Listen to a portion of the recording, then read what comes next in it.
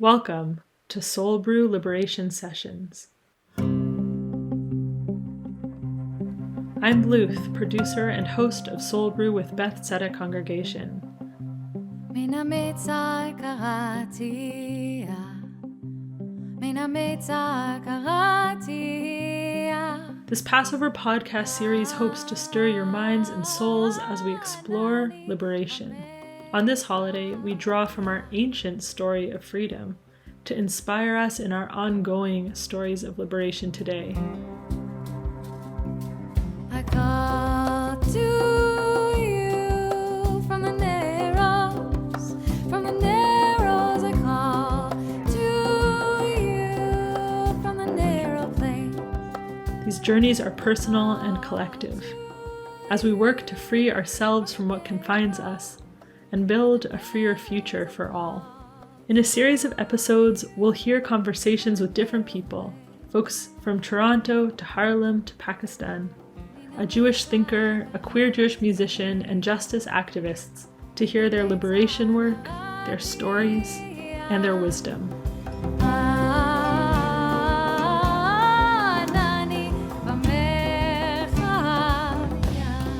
Together, we'll gain insights into the pain and joys, the grief and celebration, the exile and bliss of existence, of emergence, and of becoming. From the narrows, I call to you from the narrow place. Welcome back to Soul Brew. Call to you. As we're celebrating this holiday of Passover, I keep thinking about how this holiday isn't a metaphor, but it's an invitation into true collective liberation work and solidarity. To shed light on this, I am really excited to welcome the award-winning activist Khalida Brohi.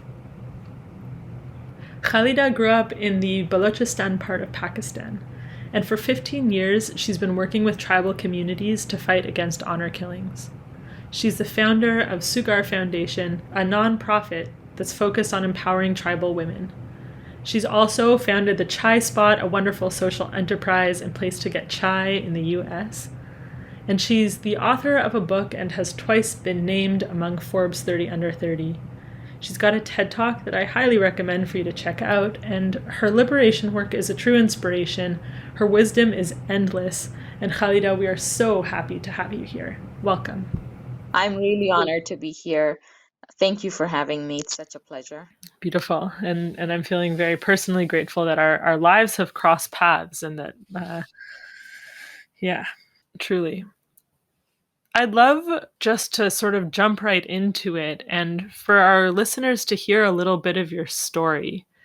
And to start off with that, I want to begin with the invitation for you to paint us a picture of the world that you grew up in. Well, that's my favorite question.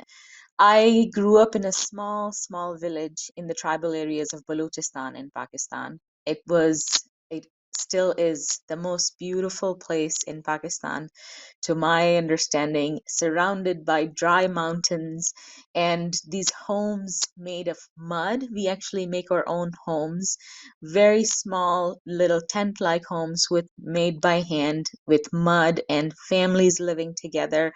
We sitting on the floor sharing chai and meals together, early morning rising, and animals all around us, a life of such simplicity.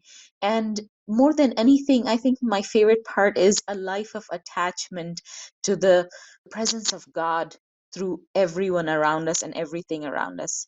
What I loved is we believed that even the earth under our feet is able to feel us, is able to sense us. The trees around us are able to sense if we are in pain or if we are sad. So they grow according to how we feel. And this kind of feeling like everything is alive, everything is present, and everything has God in it is just something that really grounded me and helped me to grow up to be the person that I am today. Gorgeous. It's beautiful. There's a Hebrew phrase, Shiviti Hashem lenegdi tamid. It means I place the divine in front of me always. And something that I often get inspired by my Sufi Muslim brothers and sisters, which I'm feeling from you right now, is a reminder of that presence, that wherever we look, we can feel the presence of God. And I love that was the world you grew up in, had that in the environment, in the culture, that you sort of felt that in the home, in the huts, in the fields, in the desert. It's so beautiful. I know. And it doesn't leave any room for doubt or mistrust or unkindness, right? So when you think and believe that God is all around you, you feel safe. But at the same time, you trust everyone and everything fully with all your heart, and you can do really big things with that trust. So, your story is one of fighting for justice, for empowerment, and for honor. And our Seder, the this Passover holiday is a whole holiday, and I know that you have been to a Seder yourself, and that this is a holiday of, I like to say, of freedom and unfreedom. It's a time when we realize that those two concepts are so deeply intertwined: oppression and liberation, grief and bliss. All of the rituals of this holiday are sort of reminding us that liberation emerges from the pain and the crying out of suffering. And wonder if you would share with us your first experience, or one of your first memories with this experience of that intertwinement of unfreedom and glimpsing freedom, having that vision of freedom. For me, I think it was kind of going from the opposite, going from freedom to unfreedom. I started growing up and started learning more about my religion, my culture. It was more the culture that was being observed strictly. It's really interesting how sometimes we blend those together and we don't even know which one we are really talking about. But to me, it was the power of culture that was leading to all the rituals that we were following, everything that we were doing from morning to night. It was more about tradition than anything else. And in the midst of that tradition, I saw that there were some things, especially the concept of honor, which I really loved. I mean, honor means you receive your guest as if God walked into your home. You give them food before you feed your own children. You trust people. You are generous with everything. Even if you have nothing, you still do charity. All of this is honor. But the same honor was actually being used to kill women. I didn't know it until I was a teenager, until this happened so close to home. But I was seeing that honor was leading my friends to get married at 9 years of age. Honor meant that any of my uncles would just wake up one day and decide that he's giving away one of his daughters in an exchange marriage because he is feeling generous. And these things were so confusing. The same people who talk about kindness, how can they just go ahead and decide for the life and death of someone so easily? And it wasn't until I was a teenager when I had started understanding this complex system of honor, when we went back to the village one day. And I say went back because my father became the only person in the whole tribe who took us away from there to give us education. He took us to a slum communities of Pakistan where we went to school, and we would keep going back to the mountains. And this time when we went back, I couldn't find one of my cousins, and nobody would say her name. And I knew that something was wrong. And that was the first time I discovered that honor can actually kill. My own uncle had murdered her in the name of honor because she fell in love with someone.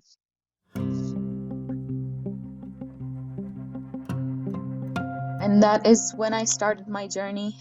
I was so little, but for the first time, I felt such anger that I felt like I was feeling the anger of 1,000 people in my chest.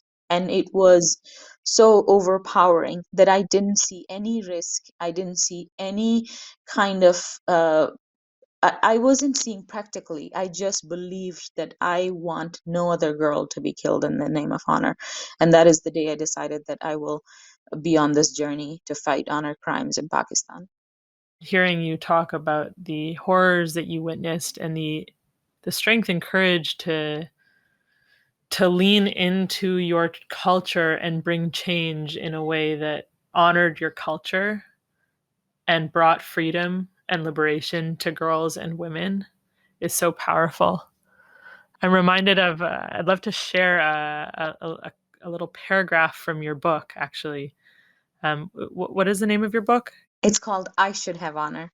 So you said, honor has been misused for centuries. We have come to feel it is ugly and unnecessary.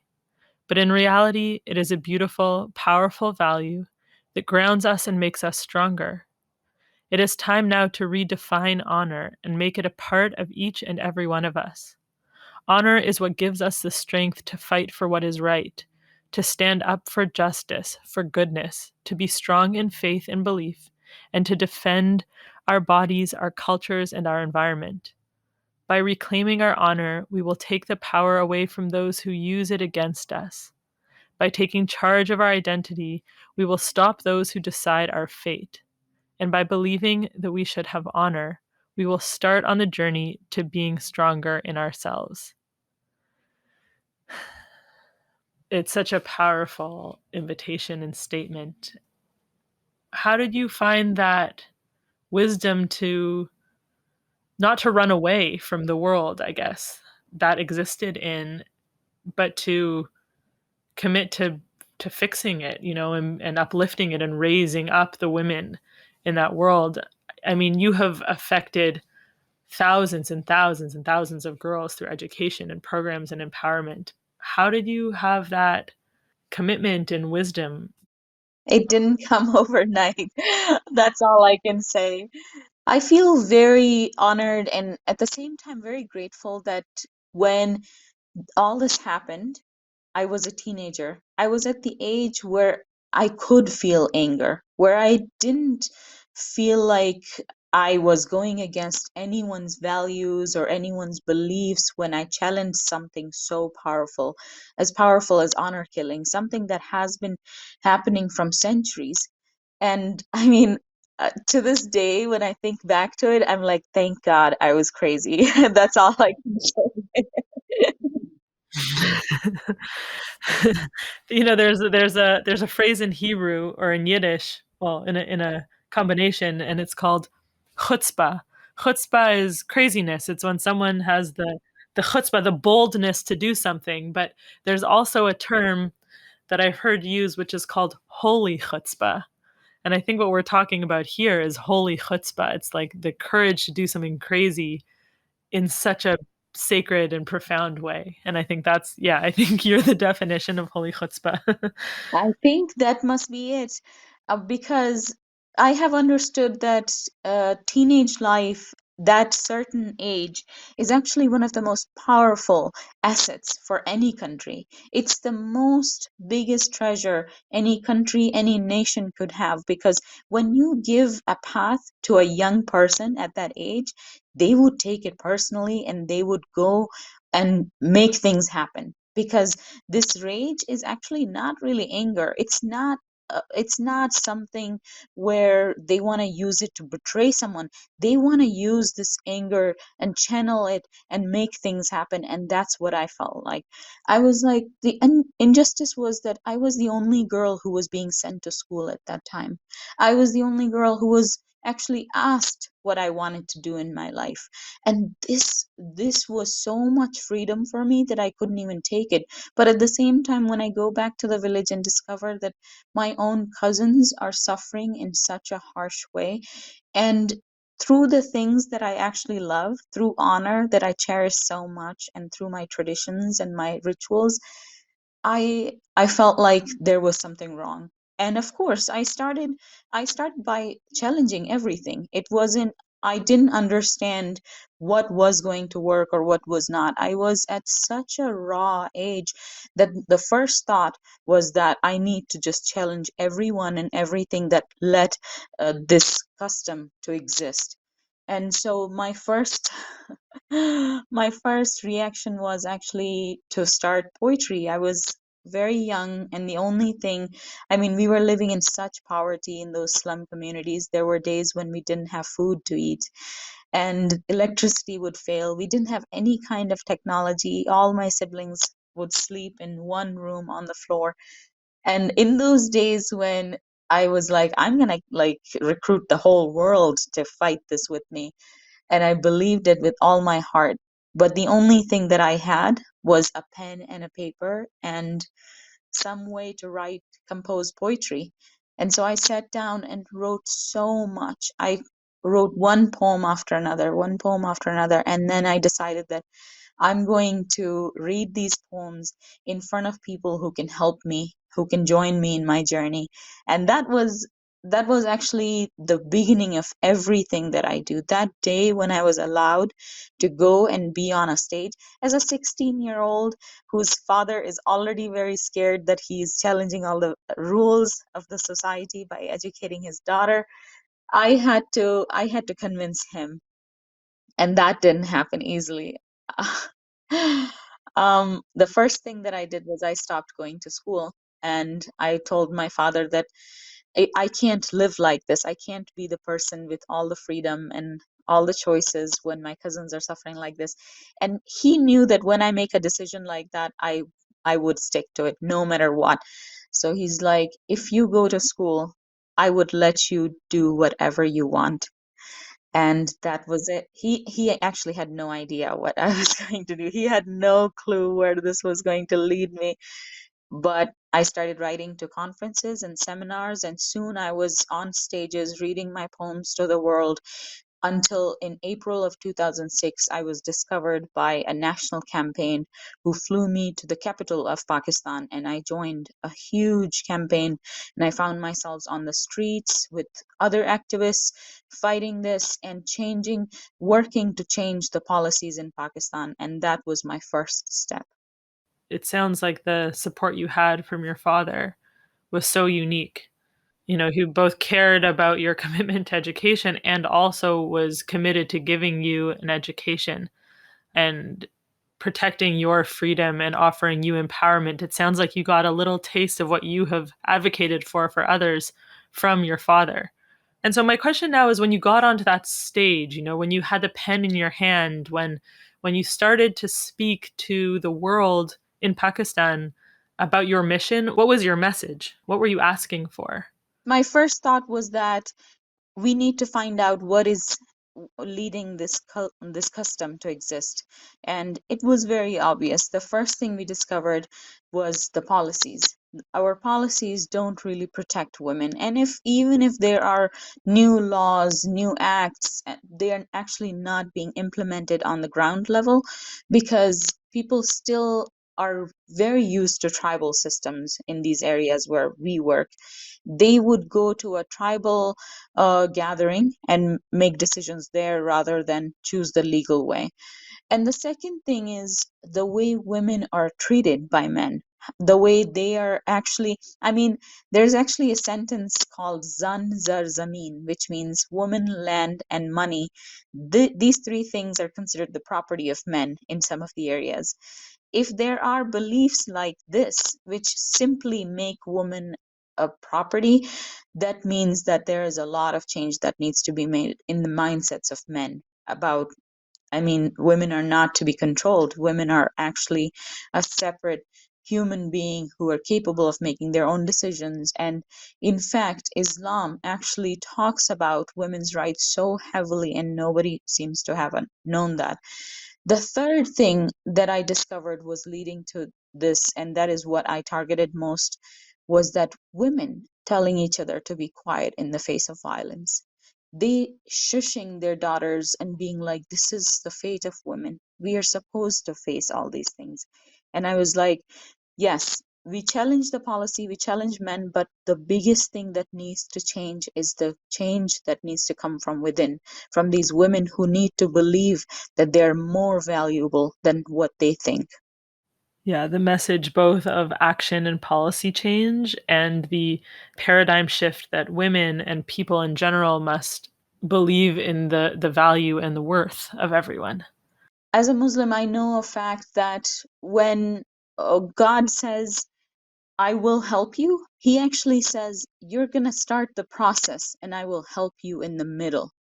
He doesn't say go and sit in a corner and I will help you. And these things are so important. The change has to come from within these women. The women have to believe that they have potential and the ability to rise and become more powerful and more strong in their society. And honestly, this was also a journey for me because I somehow learned, I took a long time to learn what was the power that I want these women to have. What is the freedom? And amazingly, it's actually many different things in many different societies. The women that we work for, they don't even know what their rights are in Islam or what their legal rights are. Even that knowledge sometimes is just mind blowing for them. I mean, I've seen women being like, all right, I'm just going to go and divorce my husband because now I know I can do it. And I'm like, oh my God, wait a second. We are not we're not working to diminish societies. We're not working to create separations. We want harmony. We want to create a society where both men and women are valued together. We're not creating rage and anger in these women, but at the same time, we are giving them the light that they can hold on to and believe that they're able to do whatever they want in their life while living shoulder to shoulder with men. And so we soon understood. I mean, it took me 10 years. I started my journey in 2006, and I believe till 2015, we were still working to find that one strategy that works to fight against honor killings. And this is where it all comes back to. Even until 10 years, I was still not understanding that the biggest thing that we can do is to not challenge our values. The biggest thing we can do is to embrace them, to go back to our culture and see what is beautiful, keep that, and just like a blister that comes on the body of someone, we don't chop their whole hand off. We take care of that blister, and that blister in this context is honor crimes. We need to take care of that and get it out of the body and never to have it back again in our culture.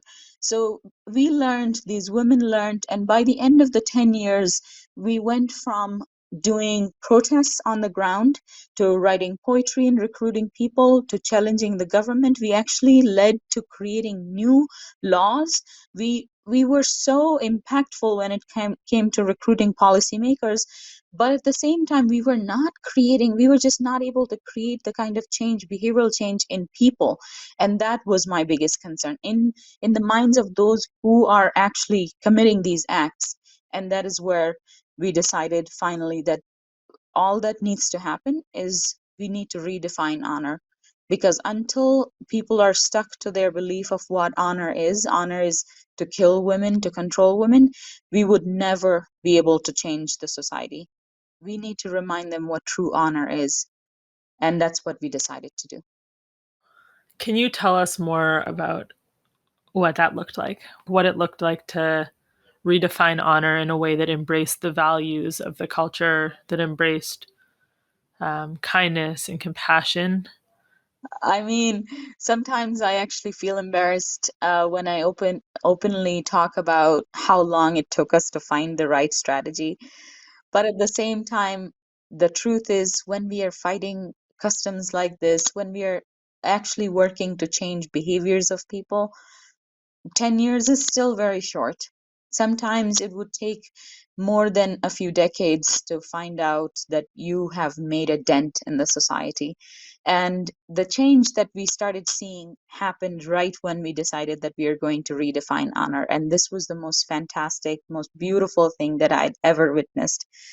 And I would say this was around after we had failed so many times, after the protests, after everything that we had tried externally to change the society, but not go right within these tribal communities. And so finally, my team and I decided that now we're going to go back to the villages and we are going to create a project called the Apology Project. We are going to sit with the same tribal men who didn't let us even enter these villages, and we are going to apologize to them for disrespecting them, for actually challenging their values in the world and out in the media. And we are going to sit down with them and tell them that we are here to preserve your traditions. The traditions are dying every day. I mean, every day people are forgetting some songs, they're forgetting these stories, languages are being ending. So we went back and did this, and it was so beautiful, the kind of the way we were received and the love we received in these villages. And so our goal was to go through the men and access the women. And it was really hard because it's not easy to access the women in these tribal areas, but somehow we told them that we are going to preserve three traditions. One is your language. We're going to make booklets and stories and everything. The second is your music. We're going to make these CDs of the songs. The third is we're going to preserve the tradition of embroidery. And that would happen through the women. And so we started making a center in the village. In the center of the village, we would make the center where women would come. One woman from every house would come there for 6 months to make embroidery. And that was it. In the midst of those 6 months, when they were making embroidery, when we had all these women together in one place, we started educating them about what their rights are in Islam and how they can stand up to use their full potential. And while we were teaching these women that for the 6 months, we were doing activities with the men, reminding them what true honor is. And I have to say, religion and tradition merge uh, in society so easily that the confusion was there and we knew it. We had to use religion to take away that confusion. So we went back to these men while the women were being educated for 6 months, and we reminded the men about what our Islam says about how we should treat women, what true honor is, because honor actually comes from a sense of like, why are you even trying to be honorable? Who are you trying to please? And at the end of the day, when we look deeply into this, it comes from the core sense of pleasing God. We want to make God see that we value His creation. We value not just the things around us, but the people He has created. We give them respect. We treat them like just like we would treat our brothers and sisters. And so we reminded them of that honor using religion, of course. And this was very powerful. And while the women were being trained, after 6 months, we give them grants to launch their own businesses, and they become these small business owners in the same villages, while the men are also learning to think differently. Of course, the change was so mild. The taboos were changing so mildly, so slowly, that there were times when we thought it wasn't working. For example, let me talk to you about how we tried many different activities for the men, because it's not easy to gather all the men and to have them listen to something so sensitive. And so one of the activities that's succeeded, that became a huge success that we still do, is cricket matches. We had to try all kinds of things, and this is my favorite because it it's fun, and it really led us to see the kind of the behavior in men. We organized these matches in these villages where we would bring two teams together, and we would disseminate, like, give around these messages on phone, on radio, like, this match is happening, come and watch it. And everyone loves cricket. I mean, they would leave everything. People would leave their shops. Religious leaders would just like leave their sermons. People would come and sit down on the ground and watch this match. And so our team was the one organizing the match, and one of our team members was the one who was doing the commentary on the cricket, like on the match when it was happening. So in the middle of a cricket match, there comes a time when people just can't even breathe, when there's a moment when you're like, oh my god, I know that this team is going to win, but anything can happen. And in the middle of that, the messages that started coming out of the loudspeaker were about what Islam says about women's rights. And these men sitting there watching the cricket match, and they would have to hear these messages. And it became such a successful thing because they wouldn't leave. And I mean, it's such a small thing, right? I mean, the impact is not there in all we saw that within a few days, when men gathered in the marketplaces, they were like, hey, did you hear that message, where they said about, how Muhammad, peace be upon him, treated his daughter. I also do for my daughter, so I'm a good Muslim. So sometimes just these conversations that start, and that is how change begins, and that's what we started seeing in the society. It's so inspiring. And this sort of theory of change that you modeled and brought to the community is so it's so powerful. I guess just to sort of mirror back some of what you just shared with us, but you're speaking about, first of all, how change takes place over time. Second of all, that it's incremental and it's small, subtle things. But these things have, when it comes to education, actually have a big impact. And when you do education in a way that is fun and culturally relevant and engaging arts and culture, embroidery, cricket, that you're able to bring a sort of empowered Islamic education, modeling true honor and uplifting the men and women and really shifting certain stereotypes, norms that lead to really terribly violent and destructive behavior. This is such work of sanctification of life and of women and of tradition. Yeah, it's very touching. And I'm happy to hear that you have sort of inspired, hundreds of women with also with these grants for small businesses. I'm just picturing a bunch of like Khalida entrepreneurs in the making. They're so brilliant. I cannot even begin to tell you. So, from the beginning, when we started, we were like, okay, we're introducing a very foreign concept of entrepreneurship in tribal areas. These women who have never been allowed to go to school, they've never even been allowed to say their name out loud. Like, it's a different world out there. These women would now be making money. And how do we make that happen? So training them in such a way where they don't have to write, they don't have to learn to do complex budgeting, but the way we teach them is just through ancient ways, through how their grandmothers had like a few goats, and they were able to sell in the whole village, sell milk and butter in the whole village, because entrepreneurship has existed from all this, I mean, from as long as the world has existed. And there has been ways of doing and growing it through tradition, through indigenous ways, and that's what we teach them. And by the end of 6 months, when they're receiving very small grants, actually sometimes the ideas that they have can be $150, and that can change their lives. And the biggest sometimes is $300. So these women would go and open small shops or start selling bangles or jewelry, but they are now entrepreneurs in their own villages, and it is just mind blowing to see. Incredible.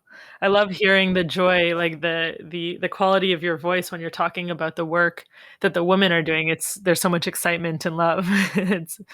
It's so sweet. My question for you now is, how can people hear more about your story and support the work that you do? I know that for many people listening, Passover and liberation and freedom exist on so many different levels, be it spiritual or material, personal or collective. I know that we're in a time of waking up and social change right now. And hearing your story is a reminder that the work of liberation is so real for so many people.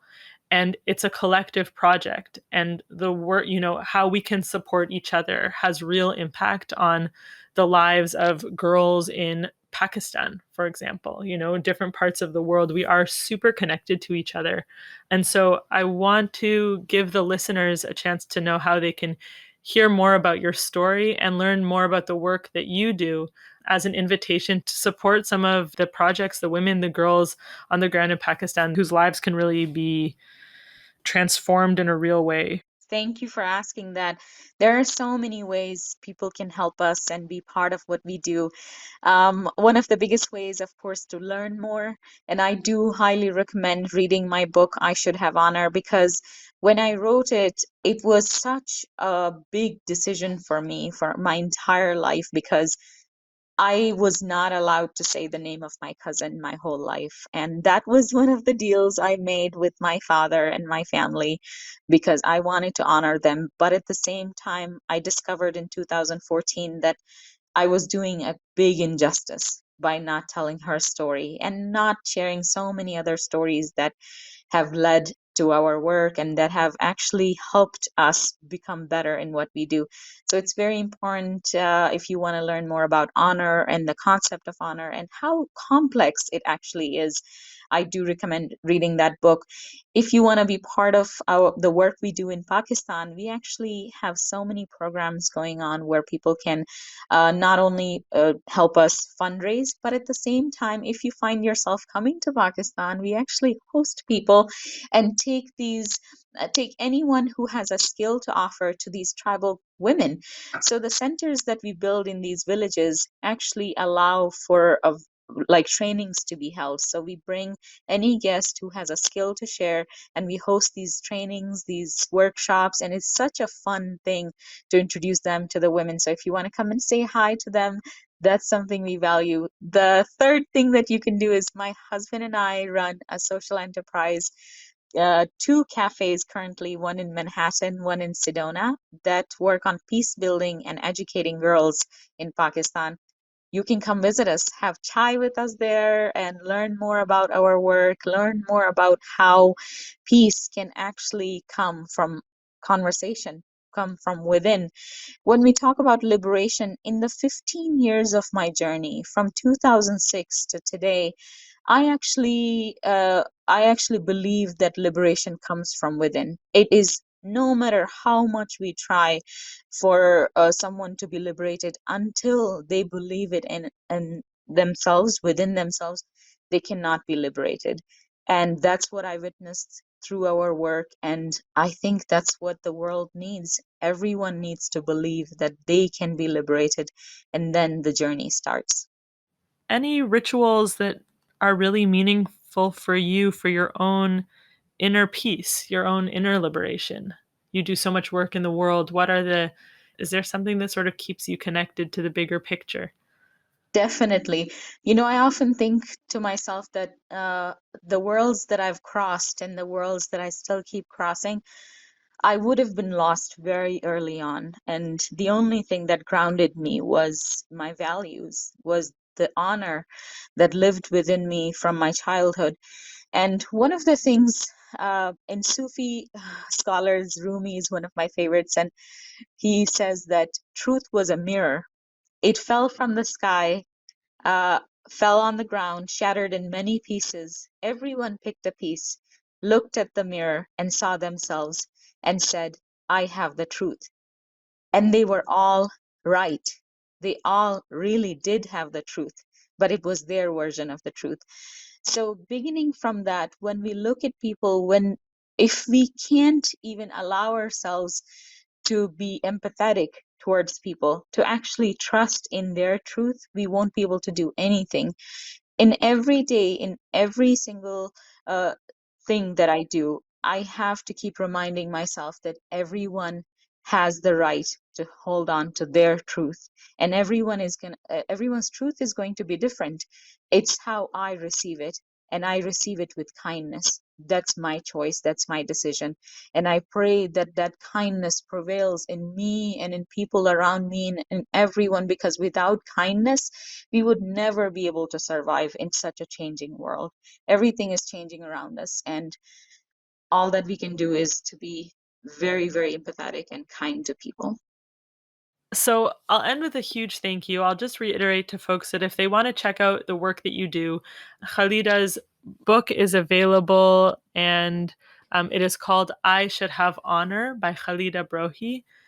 And her foundation, the nonprofit, which promotes traditions and socioeconomic empowerment to women in tribal communities in Pakistan, with the goal of ending exchanged marriages, child marriages, and honor killings.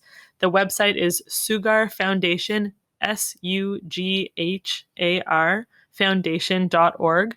I personally, Khalida, would love to take you up on your invitation to come visit Pakistan once travel is permitted again. You know that I'm very serious about that. And the chai shop, of course, for anyone listening in New York or in Sedona, the chai shop is an incredible coffee shop whose proceeds go to supporting many incredible projects on the ground and has a vibe of Pakistan and is a really warm and loving place for good conversations and for chai. And so I will close with a big thank you, a huge blessing for you, for all of the work you are doing. And I'll just give you the final floor. If there's anything that you want to leave us with, if that's a blessing, if that's a thought, yeah, the floor is yours. Wow.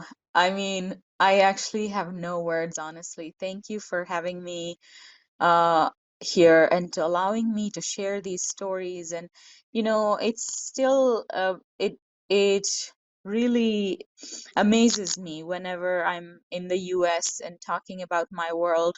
Our worlds are so different. I go back to Pakistan so frequently that I never actually pause to think about the differences. But the differences are huge, and there is these journeys of worlds in between. And somehow I believe that we can bring our worlds closer together without really challenging our values, without changing so much of the beautiful things, the diversity that lives within us. And so, if I want to say something to anyone who's starting their work, who wants to make a difference in the society, I just want to say that cherish the people you face, that cherish the people and their diversity that you work with, and help preserve their identities. And that, I think, would be the biggest service we can do to the world right now, because we need these differences. Our differences actually bind us. They make us come closer rather than run far away. And I hope that helps. I call to you from the narrows, I call to you from the narrow place. I call to you from the narrows, Today's episode was produced by me and edited and co-produced by Arianna Skibell. The beautiful original music Min HaMeitzar is by Aviva Chernick. Special thanks also to Beth Tzedec for hosting Soul Brew Liberation sessions and giving us a platform for these meaningful conversations. Chag Sameach.